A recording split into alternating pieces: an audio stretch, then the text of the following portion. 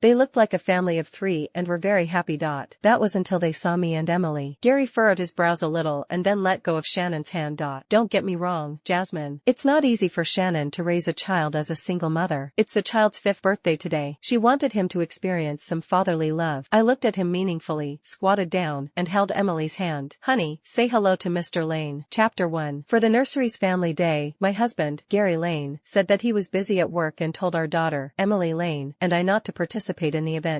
I looked at Emily's disappointed face, my heart ached. Therefore, I decided to take Emily to the event myself. As soon as we arrived at the nursery, we saw Gary carrying a little boy in one hand and holding his childhood sweetheart, Shannon Harvey's hand in the other. They looked like a family of 3 and were very happy. That was until they saw me and Emily. Gary furrowed his brows a little and then let go of Shannon's hand. Don't get me wrong, Jasmine. It's not easy for Shannon to raise a child as a single mother. It's the child's 5th birthday today. She wanted him to experience some fatherly love. I looked at him meaningfully, squatted down, and held Emily's hand. Honey, say hello to Mr. Lane. Seeing what was happening, Shannon quickly held her son's hand and said apologetically, please don't be mad, Jasmine. Gary's just doing me a favor. My child never had a father. It's his 5th birthday today, and Gary's just fulfilling his wish. I looked at her with a meaningful smile. If that's the case, since Emily and I are here, shouldn't you give Gary back to us? After all, we're the real family of 3. Shannon was a little taken aback, but her son was unwilling to let Gary go. Dad, you promised to spend the day with me and Mom. The 5-year-old child glared at me with fierce eyes. Before I could say anything, Gary stepped in front of the mother and son. He looked like he was protecting them. His voice was a little impatient. Jasmine, you have a child as well. Don't you understand what a child wants? Shannon and I grew up together. I'm just spending one day with them. One day, that's all. Are you even going to make a fuss about such a minor thing? His words infuriated me. Could it be that I'm the one to blame for Shannon's misfortune? At that moment, the other parents of the nursery students gradually arrived. Some came over to say hello. Good morning, Shannon and Gary. The 3 of you are always here for every family day, unlike my husband, Jake. He always says that he's busy at work and doesn't care about his child at all. Shannon replied awkwardly and Gary tried to avoid eye contact. I couldn't help but ask, Gary, so this is the one day you were talking about? Gary became infuriated and grabbed my arm. Jasmine, there are a lot of people here. Let's not make a scene. He then lowered his head, looked at Emily, and said in a low voice, it's also not a good thing for Emily if you cause a scene, wouldn't you say? Emily was a little puzzled when she suddenly heard her name being mentioned. She looked around and didn't seem to know what was going on. She leaned against my leg and her hand which was holding mine was already sweating. I could sense her uneasiness, so I squatted down and patted her head. There's no need to be afraid. I'm here with you. I looked at Gary's, Shannon's, and Luke's receding figures. They were soon surrounded. Some greeted Gary with a smile in an attempt to please him.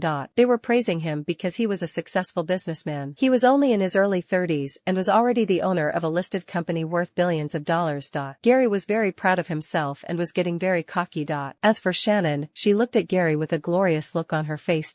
Luke, who had been in Gary's arms, suddenly turned to look at me with a provocative look on his face. I couldn't help but sneer inwardly. It seems that Gary doesn't know his place anymore. I had not been to the company for quite some time due to being pregnant, but I owned 75% of the Wing Group's shares. Technically, I was the one in control of the company. Gary got to where he was because of me. Due to the fact that we were husband and wife, I gave him a manager's title. I unlocked my phone and sent a message to the company's human resources department. Joe, remove Gary from the manager's position and make an internal announcement next Monday. I then sent a message to the company's legal department. Ben, draft a divorce agreement for me and Gary. Gary, I'm the one who decides if you can depend on me or not, I said inwardly. Chapter 2. Soon, the nursery's family day event officially began. Every family sat at the table that was prepared in advance. Emily looked at Gary, who was sitting in the front row, and asked with a disappointed look on her face, Mom, why isn't Dad sitting with us? I squeezed my daughter's soft face. She was still young and shouldn't be involved in such disgusting matters. Because I'm a superwoman, so Dad has gone to help other children. At that moment, the nursery teacher announced the start of the first activity, block building. She also said with a smile, there's a prize for first place. It'll be a Lego spaceship. Emily suddenly became excited and pointed at the spaceship. Mom, I want that. Okay, then let's do our best to earn it. When the sand glass was about to run out of time, Emily raised her hand and shouted excitedly, we're done, miss. The teacher came over, nodded her head, and was about to announce the winner. That was when a boy from the front row rushed over. It was Luke. He pushed the building blocks over and said arrogantly, now, I'm the winner. Emily looked at the scattered building blocks and tears immediately began welling up in her eyes. She picked up a piece of building block and threw it at Luke. Gary immediately came over and said, Emily, Emily, how could you hit others? Apologize to Luke right now. Emily wasn't backing down. No way. He's the one who ruined my block build first. He's a bad guy. I stood firmly behind our daughter. Gary, everyone here knows who's in the wrong. Luke should be the one to apologize. Shannon came over and pulled Gary's arm. Forget it, Gary. Let's not make a fuss. You shouldn't argue with a child. The teacher wanted to calm things down as well. At that moment, Emily suddenly began to cry. Dad, why aren't you protecting me? Why are you shouting at me? How she addressed Gary caused everyone present to be dumbfounded. They looked at me, Gary, and Shannon.